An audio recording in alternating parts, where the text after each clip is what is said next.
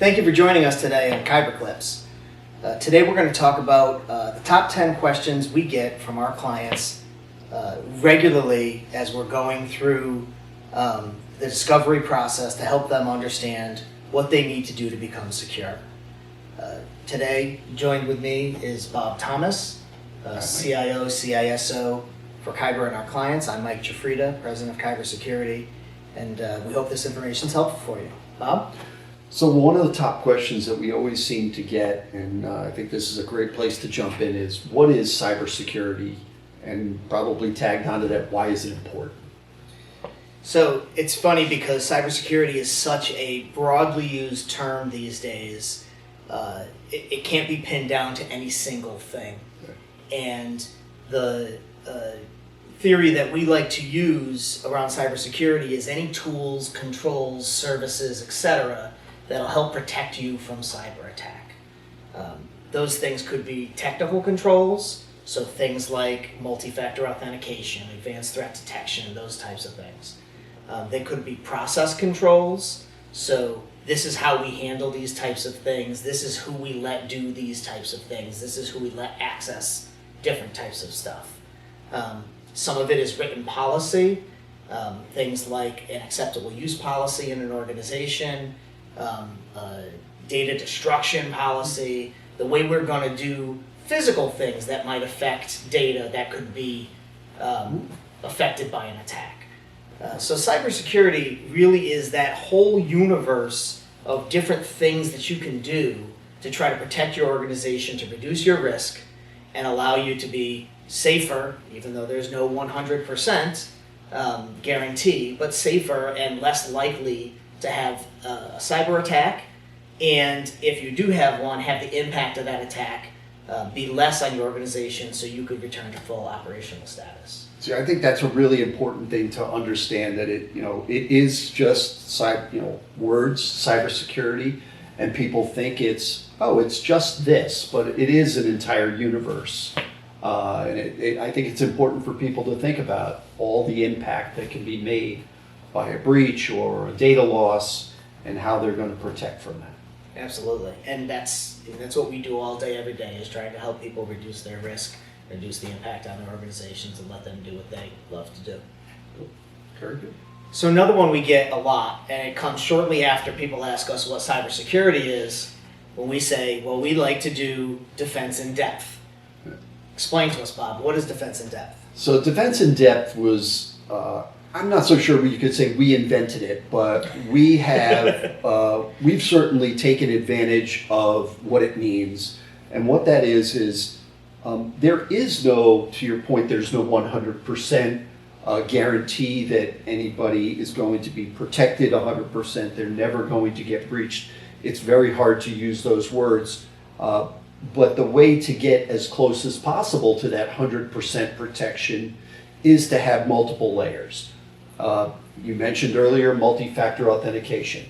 Okay, in order to be able to turn on and get on your computer, multi-factor authentication ought to be a roadblock to say, I'm challenging you to get on your machine. Okay, once you have that machine up and running, you should only have certain rights to get to certain data that you need to do your job. Not everybody should be an administrator. It ought to be ratcheted down. There ought to be tools in place to protect that machine. Next generation endpoint protection, what everybody used to call antivirus. Advanced threat detection.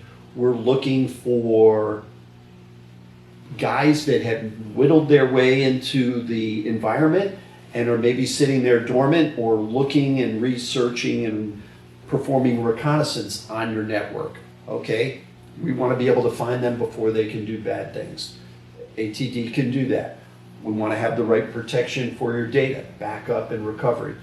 All of these layers, DNS filtering, there's all sorts of tools and implementation that we put in place so that if somebody gets in, we can quarantine them, we can isolate them. It's not going to be the, oh my God, 142 machines got infected. I've got to rebuild them all because I didn't know the problem had existed. I was never alerted to that fact. One of the things we use is a security operations center to constantly look at logs and detect problems. compare information coming from the firewall, from the servers and the desktops to what's going on the switches and the Wi-Fi. Wow, that's funny. Those three things that are happening right now never go together. What's going on? Look at it, alert on it, and basically isolate and try to limit damage. Back to the can't do 100%, but limit it once something happens. And I think that's the defense in depth, is a layer on top of a layer on top of a layer, so it makes it as challenging as possible for somebody to try to get into an environment and throw up their hands and the threat actor goes someplace else. You say, I can't get in there, I can't do what I want to do on that network, I'm just going to move on. And I think those layers really make defense in depth a thing. Yeah, each layer individually does some risk reduction. However, all the layers together dissuade a threat actor to go somewhere else, and ultimately reduce what they call the attack surface. That's right. By closing up different holes or methods that a threat actor would use to try to get into an I organization. think that's what's most important, is try to limit the amount of holes. The attack surface is a common term that we use.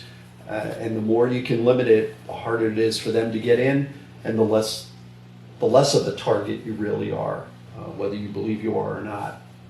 That's how they see it from the outside. Great. Cool. Next, we probably get this question with every prospect that we meet with. How much does it cost to secure my company? Mike, how much does it cost? Yeah, so this is the... is there one answer to that? This is the standard, flip to the back page of the proposal before you've ever gotten to the rest through what's actually in there, right? It's a fair question, and people need to understand this if they're going to properly determine whether or not they're going to invest in cybersecurity. And it is an investment, right? You're going to make this investment for your organization like you would insurance, etc. I hate to say it depends, because it does depend, but there are a multitude of factors that would go into determining what your price would be. Different things, for example, how many users do you have? How many servers do you have? How many locations do you have? How many mailboxes do you have? All these things that need to be secured, we need to have counts of to determine what's the licensing cost for all the tools that we're putting in? How much labor is it going to cost to do that? How many things are we going to be supporting, taking care of, and securing over the course of time? So while there are all of these different factors in there, a rule of thumb that I like to share with people around pricing is you can assume if you've got a full defense in-depth program in place, you're probably going to pay between $200 and $250 per user per month to be able to properly secure and support your organization. Again, some results may vary. If you're subject to a specific compliance, you might have higher requirements for security, other tools and things that need to be included in there. If you're a really small organization, your price is often on the higher end of that, from the standpoint that there's some overhead associated with securing the organization. Kind of base cost, if you will, before you start looking at the individual cost for all those different factors we're talking about. But in general, I would say you should be in that range of $200 to $250 per user, per month, and I should say per computer user. If you have employees that are not using computers, so you have a factory floor or a packing station, people who are not using computers and potentially bringing more risk to the organization, they wouldn't necessarily count. But employees who are computer users will be counted in that. Yeah. And I think it's important to know the whole servers do impact pricing, So if you have, we ran into somebody that had 21 servers. Did they really need 21 servers? We came to an agreement with them that said, let's look at the environment and determine right size you. And of course the cost came down from what 21 machines would be, because it ended up being 10. So I think these are all factors that contribute. And if you engage with a good partner, they're going to look for those types of efficiencies in your organization and try to make sure that sprawl that happened over the years, or things that that were created that are no longer necessary, they get reduced for two reasons. Number one, it's going to affect your cost and save you some money. It's also going to reduce your attack surface. because that's less stuff that can get attacked. That's less data that can get stolen. That's a good So point. again, a good partner should do all of that for you. Excellent. Very good. So another common question we get, because we follow this program ourselves, is what is the NIST cybersecurity framework? Yeah, we include it in every one of our proposals. We have charts about it. We talk about it. There's probably nobody, unless they are talking with us and seeing our proposal and hearing our discussions, that would come right out with that. But it's important to know why we chose this framework, and it is a framework, not a compliance, developed by the National Institute of Standards and Technology, federal government, that wanted to create a baseline and say, these are things you should put in place. Not for no good reason. It was, I think it was constructed so that it could be used across many industries, no specific industry. This isn't geared towards medical or finance. This can be used against any industry. And it can be used within any size company. You have a 5-user company, you have a 500-user company. It applies because it's broken down into categories of how you're going to implement protections. You know, there's the most common one that everybody talks about is protect. That's one of the 5 tenets of it. Okay, what does protect mean? Well, we go back to the beginning and say, well, identify is the most important tenet to start with, because if you don't identify what you have, what do you know about protecting it? If I don't know my assets, I don't know where my data is, I don't know what the data is, I don't know what systems I have. You've got to identify, inventory those. All of these components, identify, detect, protect, recover, respond, recover, all of them fit together in an order so that you can have tools, policies, procedures, and plans in place to be able to not just protect your organization, which of course is the objective, but if something doesn't go as planned and you get breached, you know, somebody ends up hitting your environment with ransomware, how can I quickly respond to that? Meaning the response is, how do I contain it so it doesn't become the worm running wild in my environment, but I can quickly get back to operational status. How am I going to get my work done at the end of the day? How can I be productive? How can I ship product? How can I deliver services? And all of those components of this framework, this NIST CSF that we built our entire program around, is really intended to use best practice, follow a guideline, implement proper tools that can actually protect you, and if something goes wrong, you're ready for it, not just with a written plan, but you've got a tool that you can use to recover instantly.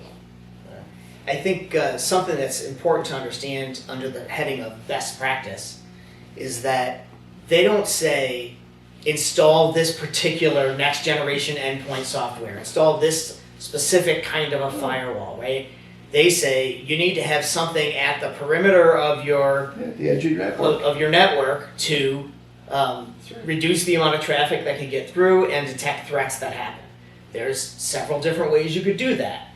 So the best practice piece is what makes it generic enough that it says these are the things that you should be doing, not how you should do them. Yeah, and they're not picking names out of a hat and saying this is the one that fits that particular need. There's 5 different things that you can use for that particular endpoint protection need, for instance, that all qualify.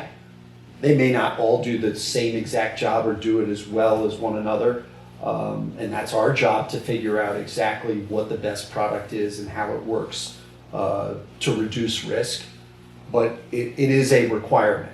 And I think, the fact that this is a federal government agency, there's no sponsorship. There's no edge protection sponsored by, right? I mean, so nobody got a vote from a vendor standpoint about what should go into this. This is just industry best practices. I agree.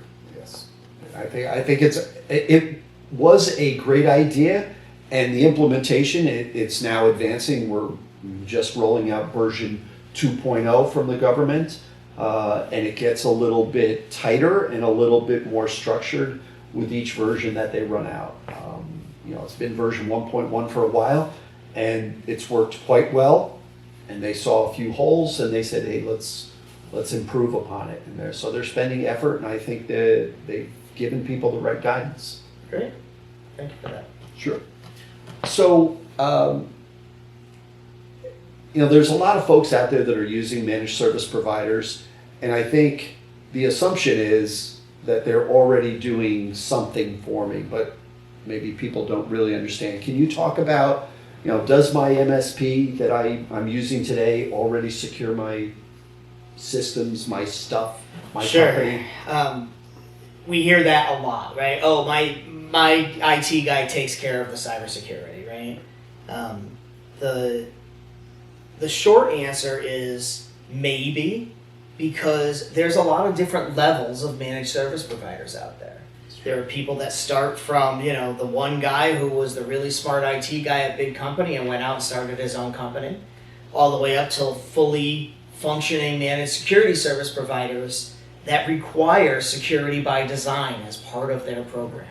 That there is no option to not implement some of the security controls. And then there's a lot of people that are somewhere in the middle.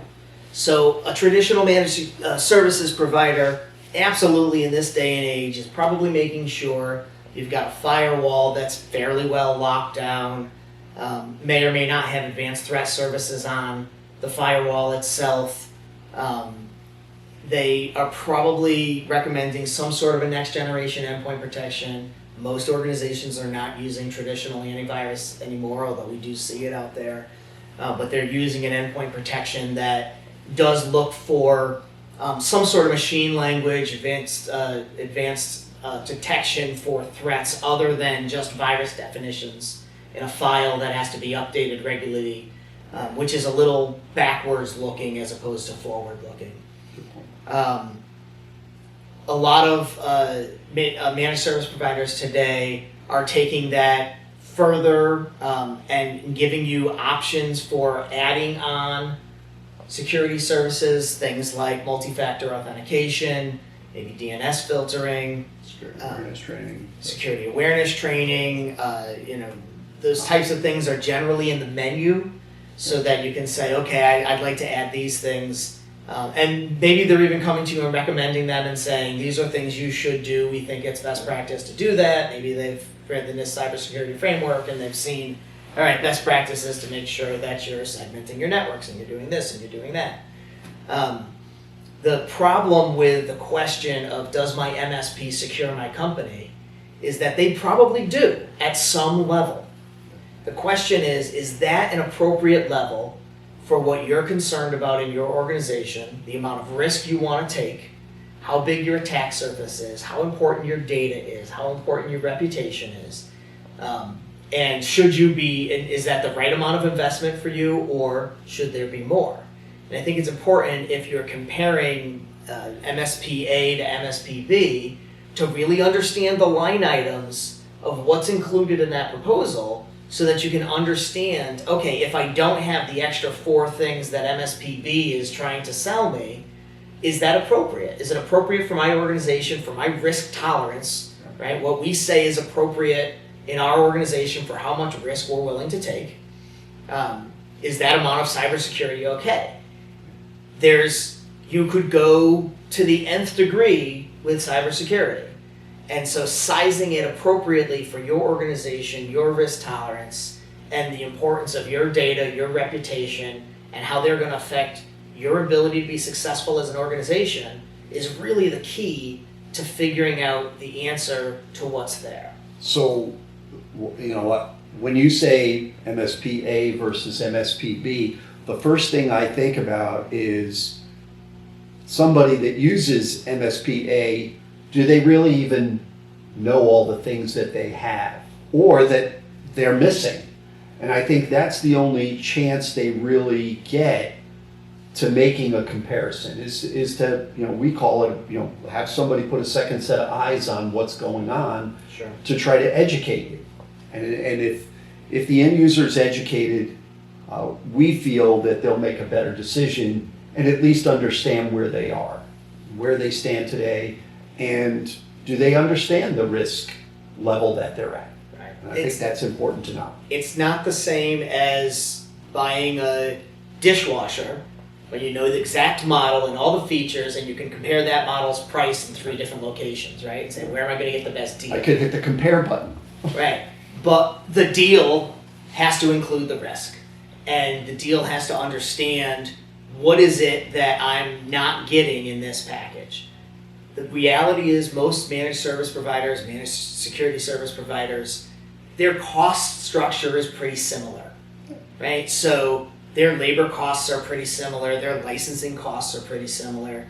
If they've been in business a while, they know what it costs them, how many hours it does, and that's how they price their contracts and those kinds of things. So if you get a more expensive quote, there's probably more stuff in there, right? You could buy a Toyota or a Lexus, right? Both cars. Both have 4 sets of wheels. 4 sets of wheels? No, 4 wheels. 2 sets between the 2 cars. But what are the features that you're getting in the Lexus, and what value does that bring to you over the Toyota, right? Same thing is that, it's you get what you pay for a lot of times, and the provider who is providing less security, which could be the case, to answer your question about whether or not your MSP handles security, takes care of security, is that if you wind up getting other solution proposals and the costs are more, chances are there's more included in there. You have to determine whether or not that stuff is important for your organization. Good point. Really good. So we're talking a lot about securing an organization, and we brand ourselves as a managed security services provider, not just a managed service provider, which I like to call a managed support provider, but that's another story. The question we get all the time is, can an MSSP actually help us with all of the day-to-day things that our managed service provider helps with today? So if you're so focused on security, what about the rest of it? Okay. So this is funny, I look at that question, and the knee-jerk reaction is, yeah, every managed security services provider, the answer is yes, they're going to help you with everything, day to day and beyond. We do, but we may not be the same as everybody else out there. There are ones that only do penetration testing and vulnerability scanning, and maybe some other very advanced security services. Detection or something. Right, exactly. They have a SOC there and an SSP. And that, and I met one of these guys in Boston, and that's all they do.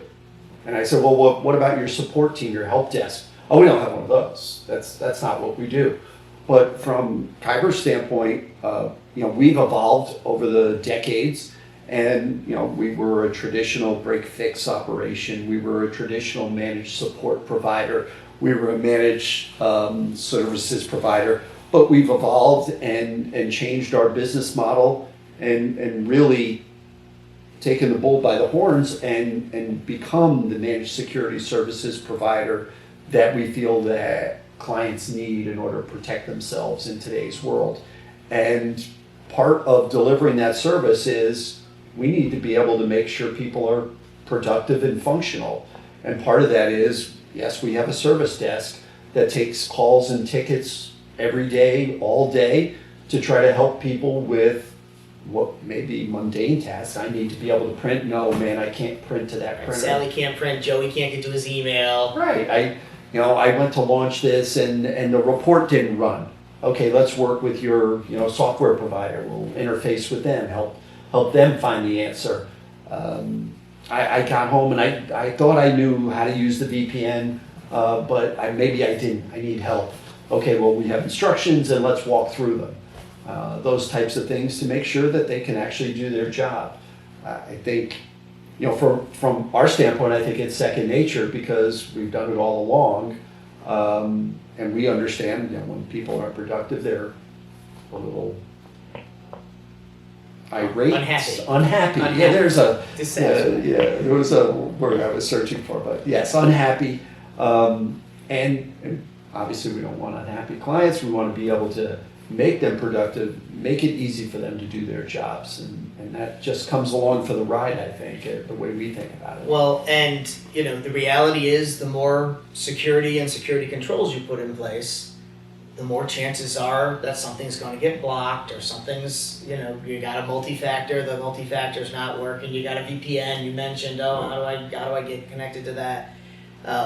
So I think the service desk is actually a critical component, because they're handling the printer questions, but they're also handling security questions that come up, and then potentially escalating those up to security engineers if they're, breach attempts, etc. But the reality is, the day-to-day stuff is still handled the same way that it was when we were a traditional managed support provider, right? Yeah, I mean, we still get on the phone with people. We're remote controlling and remote accessing their machines to try to walk them through or solve a problem. I think those, there are different tools that we're using that are more secure than they used to be, but I think we're providing the same functionality and the same support level that people require. Great. Cool. So, this is interesting. Why is employee awareness training important? Everybody seems to, you mentioned it before, Mike, is some people are putting it on there as an a la carte item. Hey, you could add this if you want. And I know there's statistics that go along this that I think are important for people to understand. But why is training my employees about security really important? Yeah, I mean, it's become a standard component in our programs at this point, because the more that we see every day, the more we recognize that the statistics that say the majority of events that happen to organizations, breach events, were human error. Yeah. 60% is a common number that I think that's thrown around. And so, what's that human error? That's working too fast, clicking on something that you shouldn't have clicked on, not connecting to a VPN, using public Wi-Fi, right? All the different kinds of things that your average end user can do, which can bring risk to an organization. And anything you can do to try to make people think about that stuff and be more vigilant is critical. So employee awareness training, not just done once, but done regularly, done early, as soon as people are onboarded, tested regularly with phishing tests, those kinds of things, to see, are they paying attention, do they need more training, and having it really be a program in the organization, not just an event, is important to keep it top of mind for folks. And, aside from the fact that every cyber liability insurance policy requires it at this point, every compliance requires it, it's really just one of the least technical but most effective ways to try to reduce the risk in an organization. Yeah. Educate your people, right? You wouldn't throw somebody at a new job and not tell them what they had to do, right? You're going to train them, you're going to onboard them properly, you're going to give them the information they need. Well, this is critical information for them to have, and they should have it during their onboarding. Right. They should know what's important to you as an organization and how to avoid bringing more risk to the organization. Yeah, I think that's really important to get them right on the front end of it. Somebody gets onboarded with all the other tools and training and capabilities. They ought to be trained about security and how you treat it and how important it is to your organization. We've seen organizations go as far as to say, you don't get email until you've passed the training, yep. Or we're shutting off your email or your internet until you go back and pass the training. I've heard that one where you're basically quarantined. That's it. Until you pass that test. So Bob, we talk a lot about securing an organization. We talk about data all the time. But one of the factors that some organizations don't think to consider is reputation damage. Tell me, how can reputation damage affect an organization?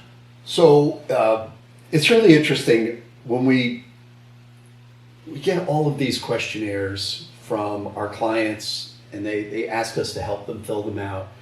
And inevitably, under the covers, because they're related either to a vendor worrying about his supply chain, a cyber insurance carrier, You want coverage? We need to know about your clients, how many you have. And we start to think, if you have all the protections in place, what are we really protecting? Yes, we're protecting data. We all agree, and whoever has shared that data. But, you start to think about supply chain. If I can't fulfill orders, I can't provide service, I can't respond to requests for customer service because my systems are down, what is the real downstream impact of that? And everybody would say, well, my sales would go down. Well, okay, try to get your hands and your head around what that is. And we're talking about your clients and their satisfaction or dissatisfaction at that point. Are they going to stay with you because you had data loss? Their data is now out in the wild potentially. Maybe that data is for sale. Maybe the data is encrypted and you have no access to it because somebody hit you with ransomware. Are they inclined to look for a new provider of whatever service or product that they've been getting from you? And then follow it even further down the line. I'm looking to sell to new clients. Who are my prospects? Well, word gets out, and word gets out about this stuff pretty easily once a ransomware hit or a business email compromise takes place, and all of a sudden, maybe you're not on the front page, but maybe you're on page 6, and all of a sudden, people are considering, wow, I don't think I want to use them after what they just experienced. It has reputation impact. And the reason I brought the whole insurance carrier thing up is, how many people employ full-time a public relations department, a person, or even have a firm?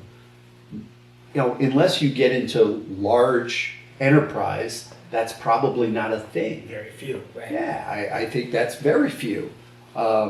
People look at us with public relations. Why would I need one of those? Well, if something like this happens, you better have someone to be able to help repair your brand and, I hate to say do damage control, but that's what it's going to take. And part of your cyber insurance policy that you should have is brand reputation, is a PR component that will help you in the event that you have a breach, if you have data leakage. Somebody lost a laptop, somebody had it stolen in an airport. Oh, I left it in that cab or that Uber that I just took. Oh crap, where is it? Did you have it protected by multi-factor? Was it encrypted?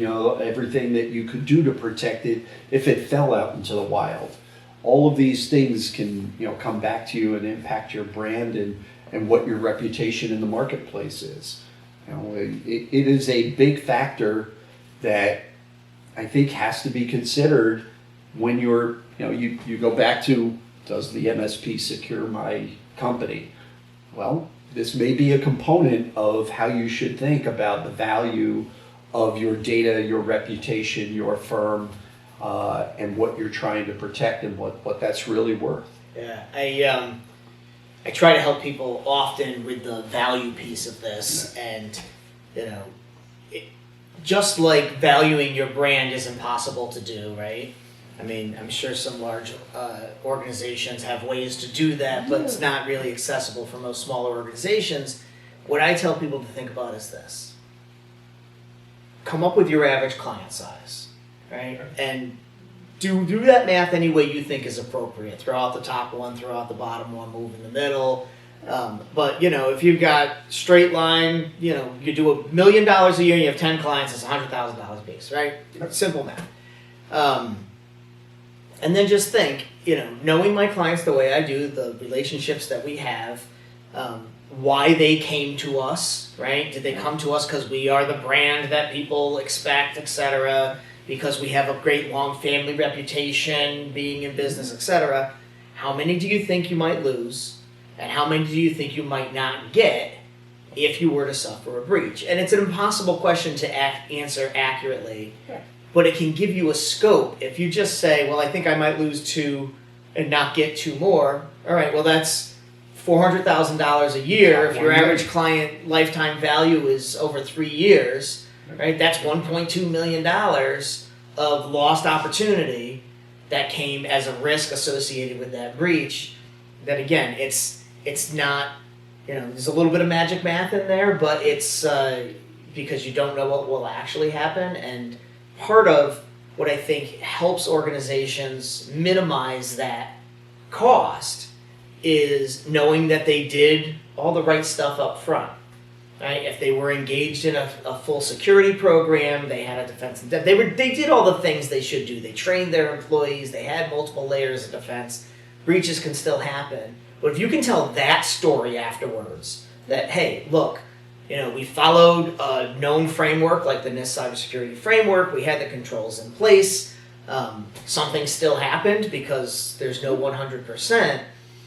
You have a much better chance of recovering reputationally from that than saying, yeah, well, we left our firewall wide open and somebody made it through, right? Yeah. You weren't even protecting my stuff. At least you can answer the question well enough so that you look like you cared and that you actually did care about protecting that information, protecting their information.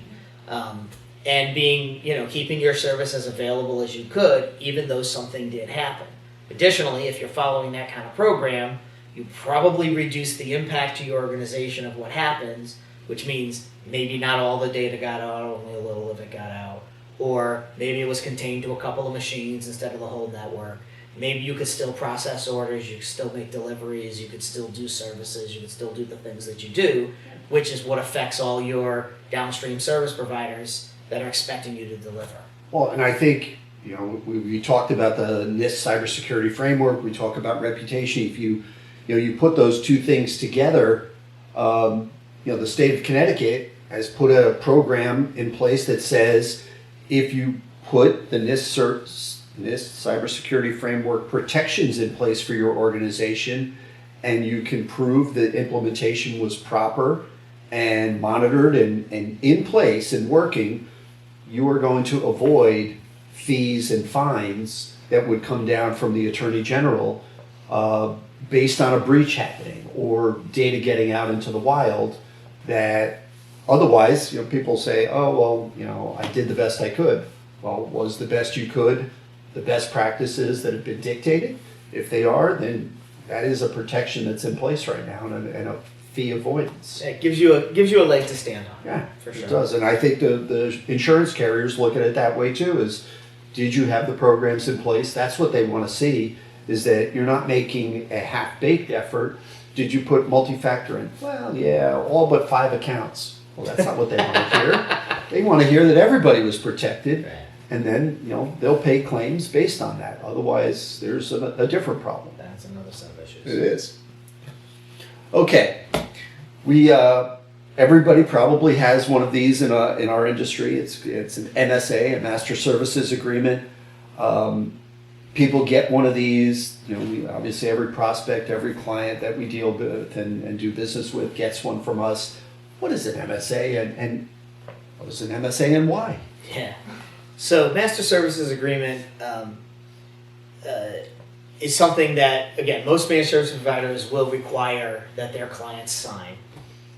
It is a blanket terms and conditions agreement that has all the legal language in there about the term of the agreement, the termination clauses in the agreement, might have limitations of liability in there, responsibilities of each party, confidentiality. Frankly, all the stuff that nobody likes to look at is generally jammed into the Master Service Agreement. And we actually execute these all the time without really knowing it, even when we accept the terms and conditions of that piece of software you installed that says that now they can use your data for whatever they want. Roku just rolled one of these out the other day, and they basically said, unless you do this and agree to it, we're turning off the service. You're not going to be able to use our service. Right. There was no I decline. Right. It's either you agree or you turn the TV off. Right, you throw the Roku in the garbage. Exactly. Yeah, and frankly, it has to be that way, that blanket agreement is in place. You need to understand the rules of engagement, and they're necessary. The reason to have it as a separate agreement, as a Master Services Agreement, and not part of the proposal, is that means you only have to look at it once. So if you engage with a new provider, you should have to go through the master service agreement once. Maybe you run it by your lawyer. Maybe you're savvy enough to go through it yourself, whatever it is. But once those terms and conditions are in place, now every engagement you do with that provider after that should be subject to that master service It's covered agreement. by that. Right, so now you don't have to do that every time. Now, the next time you want a project done, you want to add on services, it's not something you have to look at all the time. It's bundled into that master services agreement. It's understood at that point. Yeah. One of the challenges of having the master service agreement cover all the kinds of universe of things that could be done is, for example, if we take on a client that we're just going to do, let's say we're starting with doing an assessment for them. So we're going to go through and do an assessment. It's a project, it's a one-time project, it has a start and an end and a fixed fee.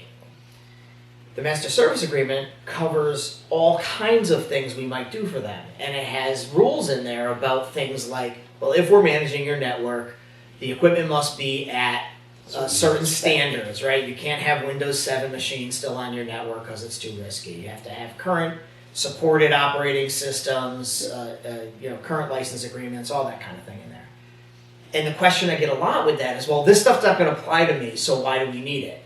Well, the reason we need it is because chances are, if we do an assessment and we do it right and you begin to trust us, we're probably going to do other things for you. We don't want to have to re-execute another master services agreement. So read the language and say, this applies if we're managing the network, right? And if we're not managing the network, it's not going to be a challenge for that project.